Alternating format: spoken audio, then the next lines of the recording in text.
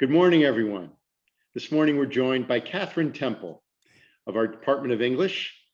Professor Temple specializes in 18th century British literature with a particular focus on cultural legal studies and the impact of British women writers. Professor Temple is also former chair of the Department of English and currently serves as inaugural director for our master's program in the Engaged and Public Humanities. So Kathy, thank you so much for joining us for this conversation. So grateful for this opportunity to learn more about your work. So let's jump right in.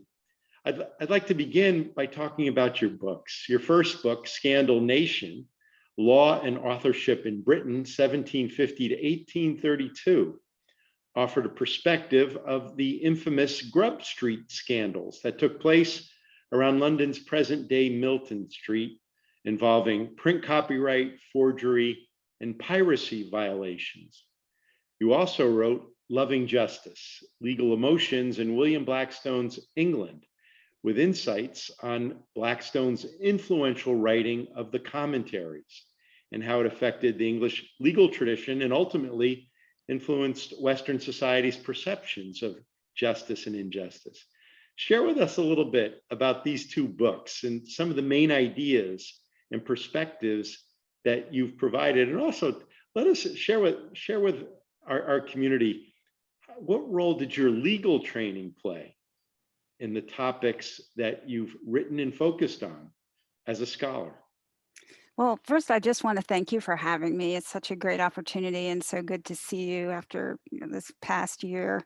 Um, so, where do I start? I think I'll start with the legal education issue because, of course, both of these books came entirely out of that experience.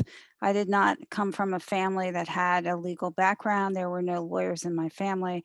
And I just always thought of going to law school as something you did if you were, a pretty good writer, pretty good thinker, and you had no other options after you had an English bachelor's degree.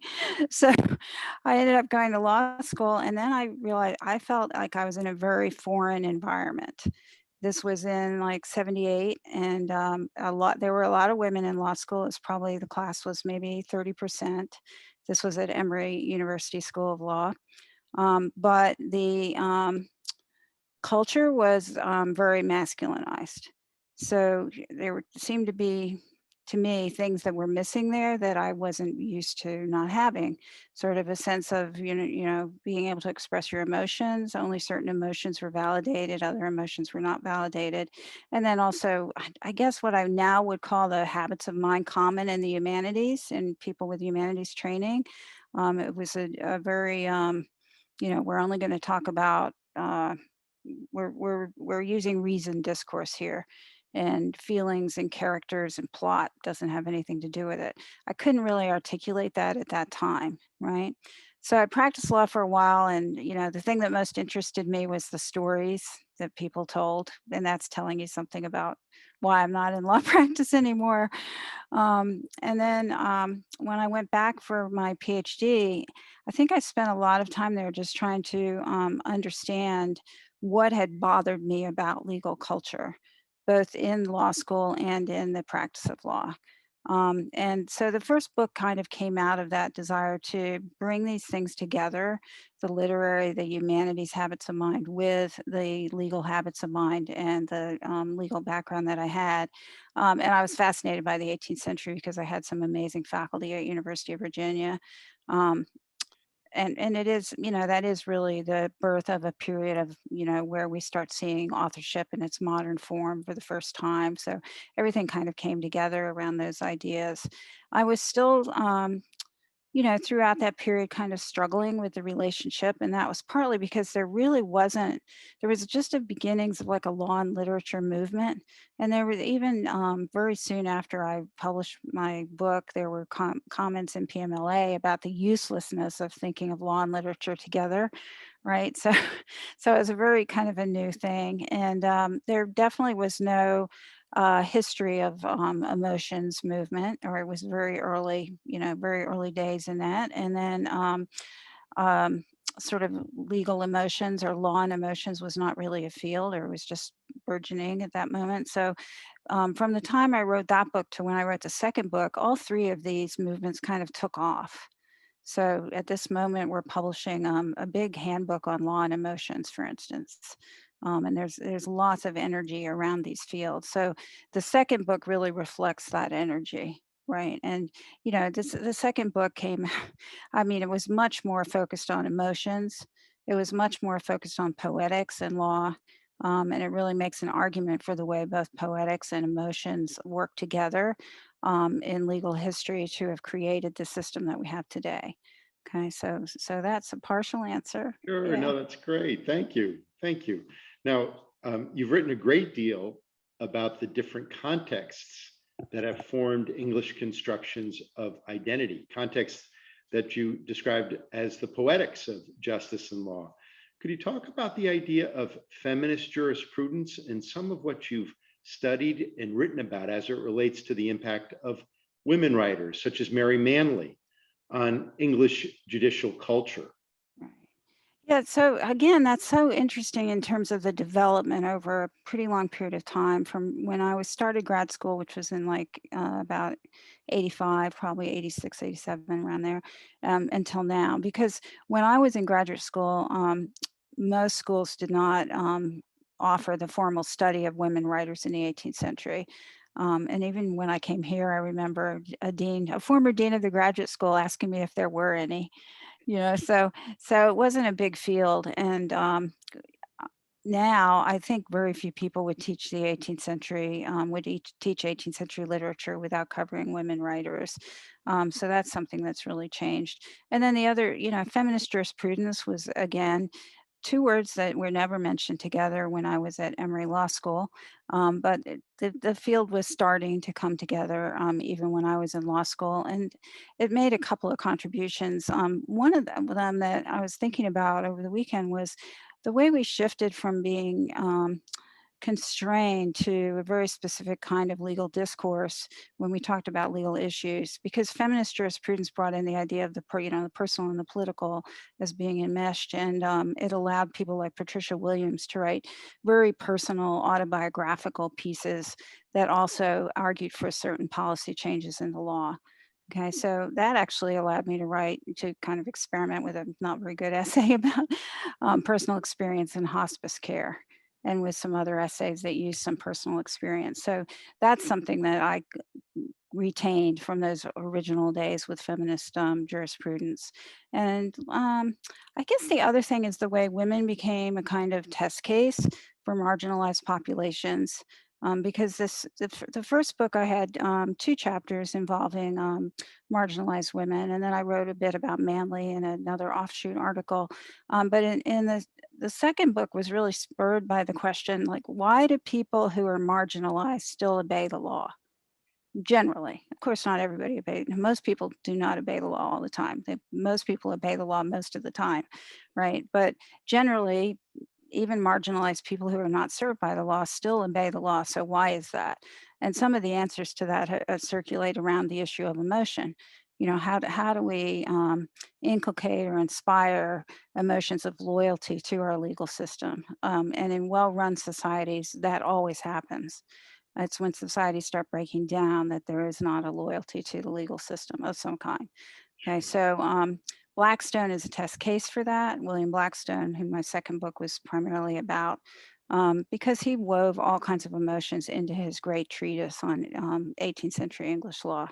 And that book allowed me to talk about a number of emotions: desire, disgust, empathy, terror, melancholy. It was all over the place.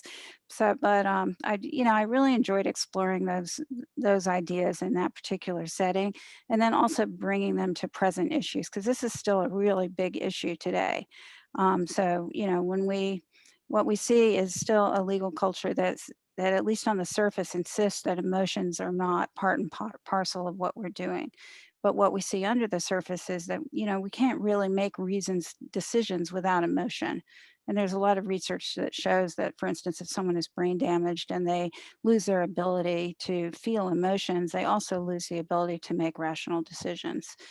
So, that's part of my argument, is that we need to be much more alert to the actual emotions that are occurring in legal settings, so that, we can kind of manage them better and think about how they intersect with reasoned discourse. Got it. Thank you.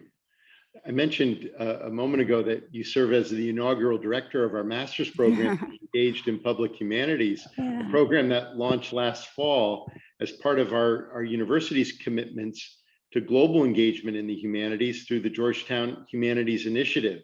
Share with us a little bit about this new master's program. Well, I'm just so excited about this program, and part of my excitement is that the incoming students are very excited. So I've had the privilege of doing admissions this year for the program, and being able to actually talk with students on Zoom about the admission decisions. And at least one student has started crying. She was so happy that she would be coming into the program. So, it is quite amazing. So it comes out of it really. It wasn't my invention. It was really invented in the English department by a number of people who were interested in sort of more public-facing graduate program in English.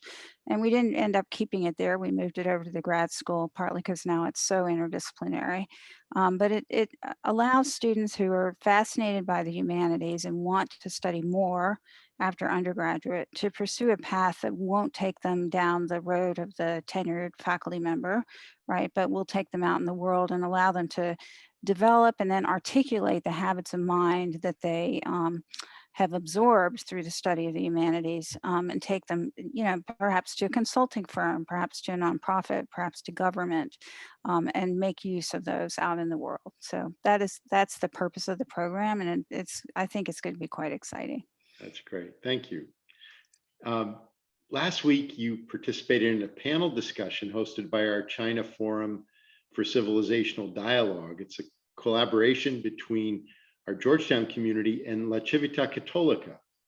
The panel focused on global humanities education, its reemergence in China's sphere of social and economic development. Can you tell us a little bit about what you discussed in this conversation? Another great privilege that only would come to me if I were because I'm here at Georgetown. Yeah, I really didn't know that much about it. Of course, I have a great interest in China because, as you know, my daughter is adopted from China.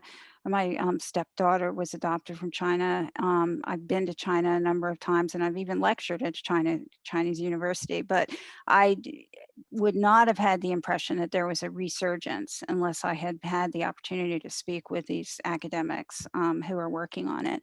But it was really quite interesting, the two approaches that we take.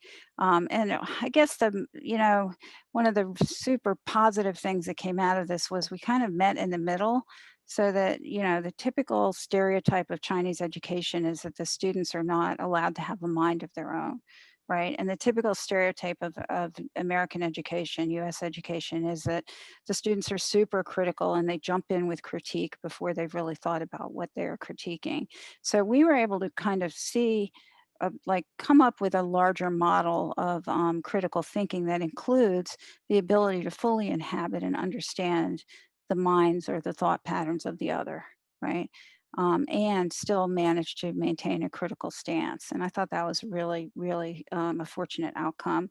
And then the other fortunate outcome was that afterwards, I got an email from a student I had the first year I was teaching here in 1994. And I don't know if you know him, it's Fernando Saldivar, a Jesuit, who remembered my course and said it was very influential in his decision, first to pursue a legal career, then to become discouraged with his legal career, and then to enter the Jesuits, and now to have renewed his legal career in a different sort of, more socially justice-oriented environment. So that was super exciting and an unanticipated outcome of that. That's terrific. Thank Yeah. you. Thanks for sharing that with us. Yeah. Now, you've been a mentor, thesis advisor, and a strong supporter of many graduate students throughout your career, including in your prior role as Director of Graduate Studies. I'd like to ask you about the broader context of graduate humanities education. Can you give us a sense of what comes to mind for both students considering a graduate program Right. in the Yeah. humanities and those who are completing their journey as Yeah. graduate students in these areas? Well, I think the first thing that comes to mind for everyone is, will there be employment? Right? Because there's a kind of joke that goes around, oh, your kid is in a humanities field, they're going to end up serving coffee at Starbucks or something like that. And of course, that's not borne out by any of the data that we have, right? But that certainly was the impetus behind the MAEPH, right, and rethinking graduate education, and the big Mellon grant that we had that allowed us to work on that with a couple of other universities, like Arizona State. Um, I think what's most interesting to me about this is, I think at this point my thinking has really shifted or reversed itself in a way, because when I started, I was, oh, the poor graduate students, they're not ever going to be able to get academic jobs. And what are we going to do? How can we help them find employment, diverse sorts of employment? But over the years, what I've realized is the real loss is to the culture. So I now tend to think, "Oh, our poor culture that is missing out on working with these brilliant graduate students who have these very highly honed humanities habits of mind that would be so useful in solving global and local problems." Okay, so those are the kinds of things that come to mind. And really what we need to do, my little soapbox, is reform graduate education so that from the very beginning, we're preparing humanities students for diverse careers out in the world. And now, we are placing students. We have a couple students we've placed at Deloitte recently, student who was actually at a defense contractor. And students with humanities PhDs and masters are working in all kinds of fields all across the city and across the world. So we just want to make that more visible, help the students articulate, what's valuable about their educations, and put it to use out in the world. Kathy, I can't thank you enough for taking the time to be with us for this conversation today. Could you, in closing, is there a message that you'd like to share with our community? Yes, of course there is. I've written about this before, but just critique is so valuable, reflection is so valuable, and some of the recent developments we've seen at Georgetown really couldn't have come without humanistic critique, right? So I have a sense of appreciation for that. But because we're human and we can hold more than one idea in our minds at a time, I think we also need to remember gratitude, right, and the happiness that we have at being at Georgetown. And I've never felt it so much as I have during the pandemic, because under such difficult circumstances, I could tell how incredibly hard everyone was working to get through this together as a community.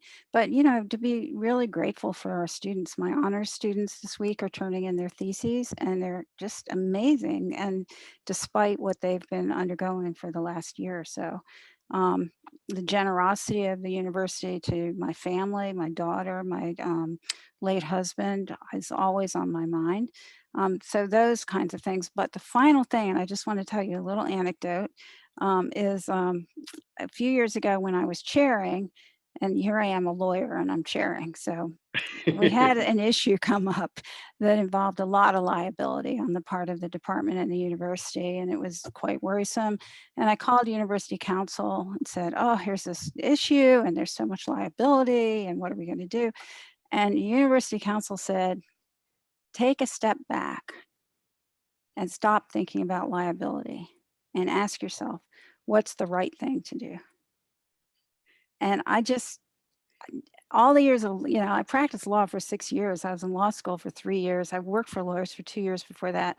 No one had ever said that to me before in a legal context. And it just struck me as such a Georgetown thing to say, right? And such an important part of our culture. And I think of all the things I'm grateful for, that's probably the most, the being able to work in that kind of a culture. So thank you for that, Jack.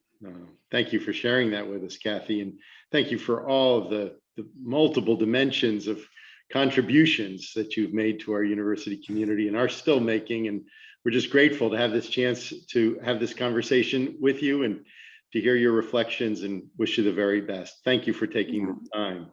It's been a privilege, and thank you. And I want to thank all of you again for joining us today. My sincere gratitude for your presence. Look forward to being with all of you again soon. Take care of yourselves and take care of everyone around you. For every Hoya, everywhere.